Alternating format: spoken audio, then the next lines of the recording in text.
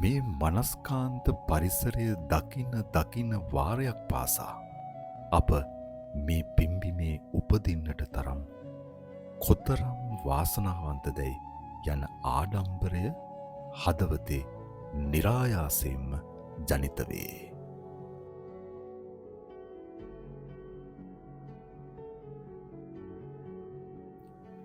මනස නිවන නෙත පිනවන මේ සුන්දර කඳුයාය අප උපන් පිම්බිමේ ඇති වටිනාම දායාදයක් මෙන්ම සිතට නිදහස සොයන්නෙකුට යා හැකි හොඳම ෂේම භූමියකි.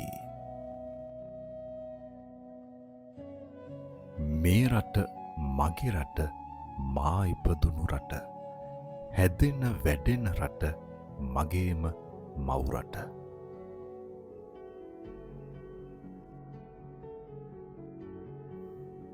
නිල්වන් අහස්කුස සිපගන්නට වෙරදරන මහා කඳුපන්ති ඒ කඳුමුදුන් වෙලාගන්නා රිදී පැහැති මීදුම් සලුවත් එකට යා වූ කල මැවෙන්නේ මනුලුවේ දැකිය හැකි සුන්දරම දසුනකි. අපේ රටේ මධ්‍යම කඳුකරය යනු සොබහදාම විසින් මහත් අභිරුචියකින් යුතුව නිමවන ලද සැබෑ ජීවමාන සිතුවමක්. මිටියාවත් සිපගනිමින් හමායන සිසිල් මදපවන් දෑස් නිවන හරිතවරණයත් මේ මනස්කාන්ත පරිසරයට එක් කරන්නේ දිව්‍යමය සිරියාවකි.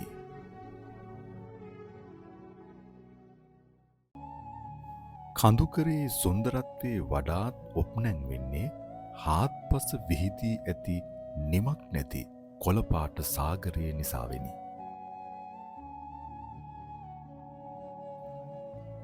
දේශීය වෘක්ෂලතා සහ ඝන වනාන්තරවලින් සැදුම්ලත් මේ හරිත පලස කඳු බෑවුම් දිගේ පහළට ඇදී යන්නේ නෙතට මහත් වූ සිසිලසක් උරුම කර දෙමිනි. තැනින් තැන මහා ප්‍රපාතයන් දෙසට ඇදහැලෙන රිදී දිය ධාරාවන් සහ දියඇලි මේ හරිත වර්ණය මත ඇඳී සුදු පැහැති රේඛාවක් මෙන් දර්ශනය වේ. ඉහළ කඳුමුදුන් වලින් ඇරඹි ගල් පර්වත සිප ගනිමින් ගීනද නගමින් පහළ නිම්නය කරා ගලා බසින ඒ දිය කඳ මනස නිවන නෙත පිනවන මේ සුන්දර කඳුයාය අප උපන් පිම්බිමේ ඇති වටිනාම දායාදයක් මෙන්ම සිතට නිදහස සොයන්නෙකුට යා හැකි හොඳම ෂේම භූමියකි. කඳුකරේ අසිරිය විඳින්නෙකුට දැනෙන ලොකුම ආශ්චර්යය නම් එහි ඇති නිශ්ශබ්දතාවයයි. ඒ නිශ්ශබ්දතාවයේ බිඳලන සොබහදාමේම හඬයි.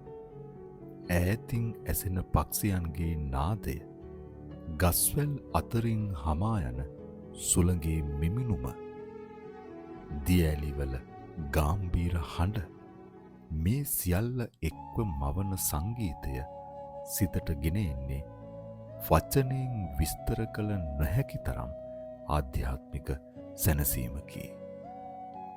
හිරු උදාවත් සමග කඳුමුදුන් රන්වන් පැහැයෙන් බැබලෙන විටත් සන්ධ්‍යා කාලයේදී මීදුම කෙමෙන් කෙමෙන් නිම්නය වසාගන්නා විටත් මැවෙන දසුන මේ පිම්බිම සැබවින්ම දේව අඩවියක් යැයි සිතන්නට පොළඹවයි.